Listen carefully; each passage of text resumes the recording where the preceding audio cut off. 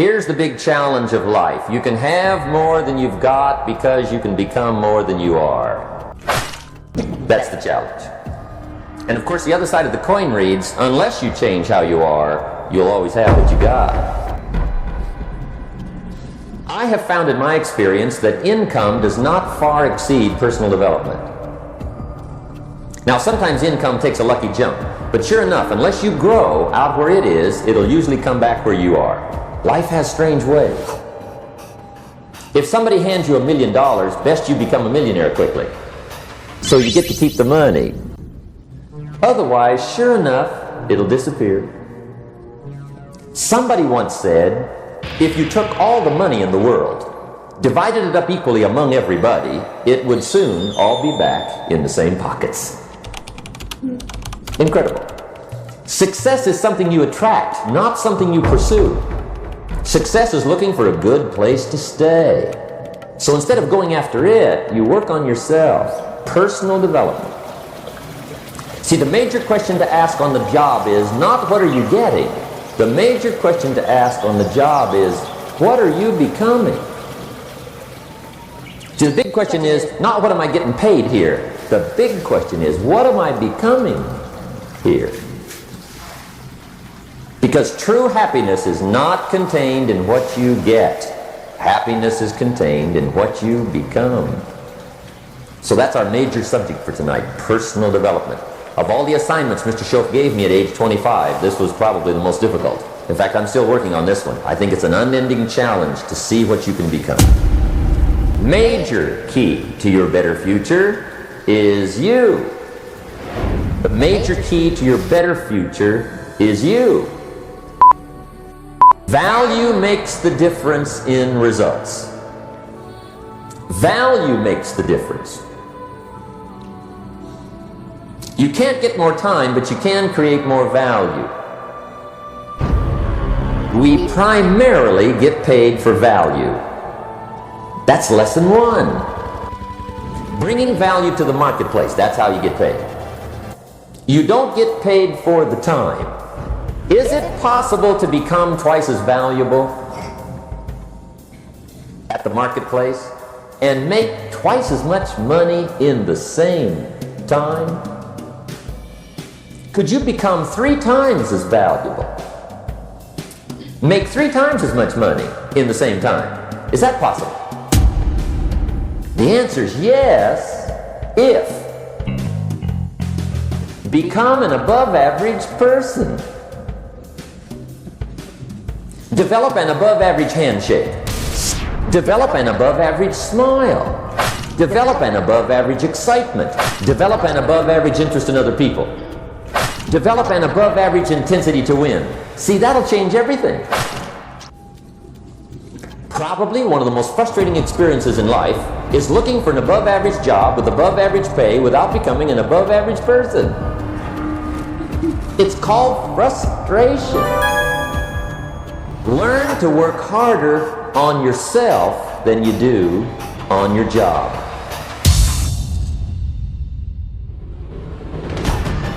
For things to change for you, you've got to change.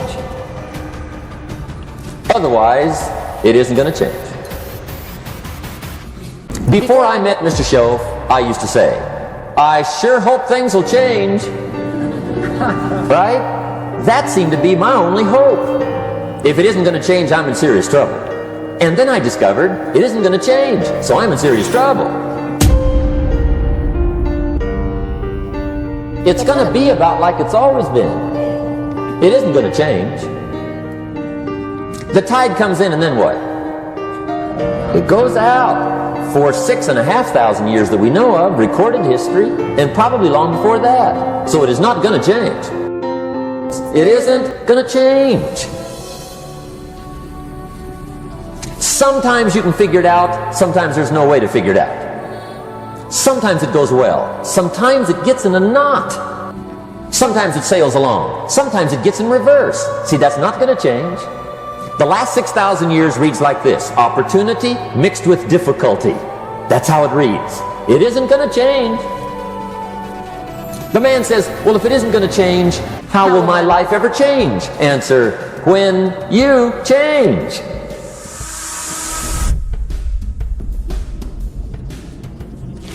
And whether I'm talking to high school kids or business executives, my message is always the same. And it goes like this. The only way it gets better for you is when you get better.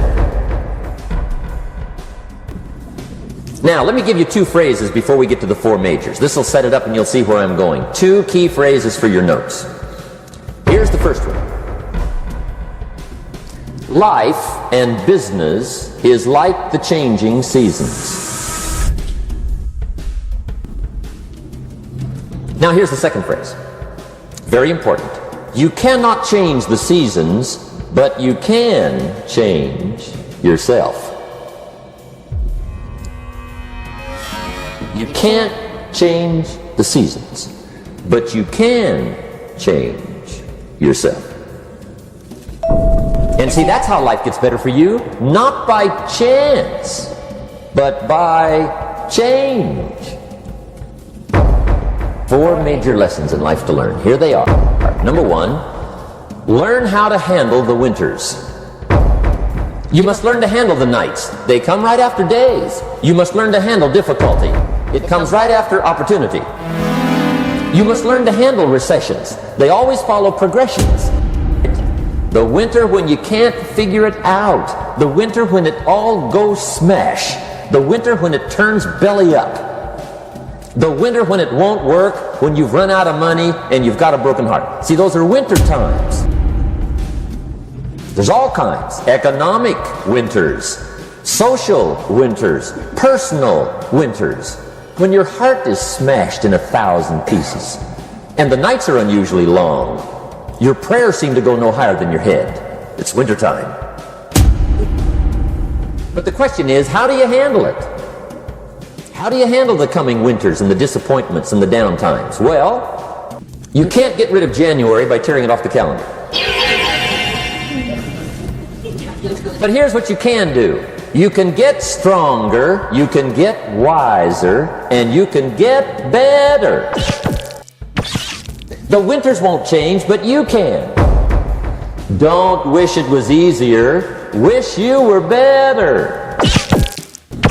Don't wish for less problems, wish for more skills. Don't wish for less challenge, wish for more wisdom. Here's lesson 2. Learn how to take advantage of the spring. That's the second one. Spring is called opportunity. And spring follows winter. What a great place for it. If you were going to put it somewhere, that'd be the place to put it, right after winter. See, opportunity always comes. Days follow nights. Isn't that terrific? Opportunity follows difficulty. But here's what you must learn to do. Underline these two words in that key phrase. Take advantage. Underline those two. You must learn to take advantage of the spring. See, just because spring rolls around is no sign you're going to look good come fall. You gotta do something with it. In fact, you have to get good at one of two things in life. Planting in the spring or begging in the fall. Or get somebody to do it for you. See, those are about the only alternatives. Now here's what else you must do. Take advantage of the springs quickly, because there's only a few. Just a handful of springs have been handed to each of us. They don't come forever. Life is fairly brief. So you got to read every book you can get your hands on what to do with your springs while they're here. And take advantage, they soon run out. So whatever you're going to do with your life, you got to get at it. Don't just let the springs pass. Here's the third major lesson in life to learn. Learn how to protect your crops all summer. You got to take care of what you start. Sure enough, as soon as you've planted your garden in the spring, the busy bugs and the noxious weeds are out to take it. And that's the third major skill to learn. You've got to learn to prevent the intruder from taking all the good you start. It's one of the challenges. Here's two key phrases under number 3. First one, all good will be attacked. And here's the second phrase, all values must be defended. Political values, social values, community values, family values, marriage values, friendship values, business values. Every garden must be tended all summer. Third major lesson. Now here's number 4. Learn how to reap in the fall without complaint. Learn to reap come harvest time without complaint. Take full responsibility for what happens to you. And another note, learn to reap in the fall without apology. Without apology if you do well, and without complaint if you don't. I used to blame the weather. I blamed the traffic. I used to blame my car. I blamed the manufacturers. I used to blame the company. I blamed company policy. I used to blame the training program. I used to blame the economy. I blamed the community. When I finished, he looked my list over very carefully. He said, Mr. Rohn, big problem with your list. You ain't on it. And I got me a fresh piece of paper. And I put one word on it. Me. It's not what happens that determines the quality or the quantity of your life. It's not what happens. And the reason is because what happens to about everybody. No different. It's because it's not what happens, but rather it's what you do that changes everything. But it's not the happenings, it's what you do about it. So here's one of the key questions of the evening. Starting tomorrow, what are you going to do that'll make a change in your life's direction? Good question. What are you going to do starting tomorrow that'll make a difference? Now see, if you don't do something starting tomorrow that'll make a difference, guess what? It's gonna be the same. And see, that way you can guess what the next 5 years are going to be like. Look at the last 5. What can you do starting tomorrow that'll make a difference? Good question. If you don't like how it is for you, change it. If it doesn't suit you, change it. If it doesn't please you, change it. If it isn't enough, change it. And I challenge you to do that because you can change. See, you don't ever have to be the same again after tonight, only by choice. Discipline. Major step to human progress. Discipline. If there's one thing to get excited over, that's it. Get excited over your ability to make yourself do the necessary things. What could you make yourself do starting tomorrow that would change it all? No! Tell! Now see, that's exciting. On any given day, you can massively change the direction of your life. Start with the little disciplines, get excited over the little disciplines, and get right on those because those will lead to the big ones. You can't handle the big challenges in life unless you take on the little ones. Make a list of all the things you can do, get right on those, discipline yourself for those, both for the results and for the muscle and for the practice. So that when life hands you some big challenges, you'll be ready, you'll have the muscle. But see, if you don't handle the small ones, you can't take care of the big ones. Here's what else it takes for life change. Self-motivation. Key phrase, self-motivation. So it takes self-motivation to really alter your life. And you don't want to give self-motivation away to somebody else and make it somebody else motivating you. Now, if you're excited and you're ready to change, let me give you 3 steps to start life change that can change your life, your personality, your lifestyle, everything can change. Here's the steps. Number 1, the first key to doing better is find out. To change your life, really, you need ideas. The next best thing, repetition, repetition, repetition. Go over it. And if you repeat it, go over it, sure enough, someday, some mysterious day, the idea takes root, starts to grow, and shows up in your bank account, and your dress, and your personality, and your lifestyle. If you wish to be successful, study success. If you wish to be happy, study happiness. If you wish to be wealthy, study wealth. Don't leave it to chance. Make it a study. You may not be able to do all you find out. I understand that. You may not be able to do all you find out, but you should find out all you can do. Be curious. Childish curiosity. It's a virtue. When you gotta know, be like a child. In fact, Jesus, the master teacher, said, unless you can become like little children, you might as well forget it. You don't have a prayer. Excellent advice. You got to be like children. So number 2 is excitement. Get excited like a child over your ability to make yourself do anything for change. 3rd is faith. Have faith like a child. Adults are too skeptical. And 4th is trust.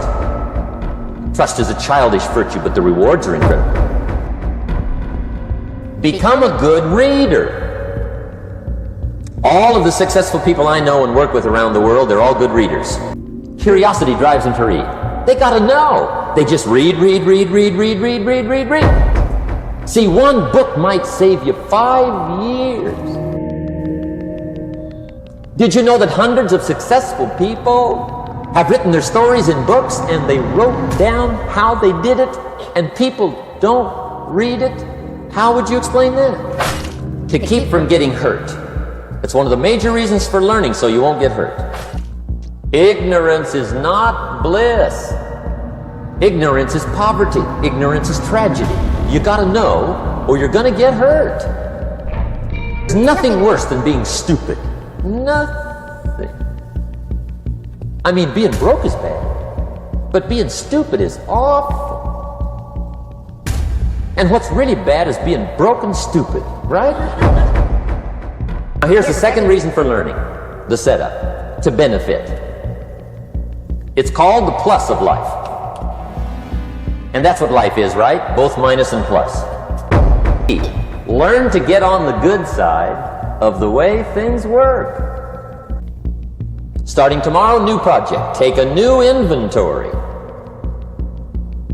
And make sure that all of your talent and ability and mentality and ingenuity and vitality and strong feelings, faith, courage, make sure that all you've got's being used. Otherwise, you lose. Mr. Schoaf gave me one of the greatest phrases when I first met him when he said, Jim, every day stand guard at the door of your mind. How important. Stand guard at the door of your mind. And you decide what goes into your mental factory. Don't let anybody just dump anything they want to in your mental factory, because you've got to live with the results. Okay, here's the last disease, and we're through with this list. In fact, we're almost through. Hang on. The last subject is very brief. The last disease, but this one is deadly. Engage in this one, indulge in it even slightly, and you might as well forget the future, because it's going to forget you. Complaining, crying, whining, griping, a Bible word called murmuring. See, that'll ace your future. Spend 5 minutes complaining and you have wasted 5. And you may have begun what's known as economic cancer of the bone. Surely they will soon haul you off into a financial desert and there let you choke on the dust of your own regret. I hope I said that well. so you won't forget. It's a deadly disease. If you don't think it's bad, ask the children of Israel of Old Testament fame. Typical of us all, their story just happened to get in the book. Story says, children of Israel were slaves. God performed a series of dazzling miracles and got them out. And now they're heading for the promised land. Remember the story? Heading for the promised land. Tragedy of the story, they never got there. Reason: from day one, they started to complain. They griped about the water. They griped about the weather. They whined and cried and griped about the food. They griped about the leadership. They whined and cried because it was too far, too cold, too hot, too difficult, too miserable. I mean, they whined and cried for years. Finally, God said, "I've had it, trip canceled." Or something like that. The story says they died in the desert, never got to the promised land. Which I think means two things. Indulge in this long enough, you get your future canceled. And I guess it also means even God himself can only take so much.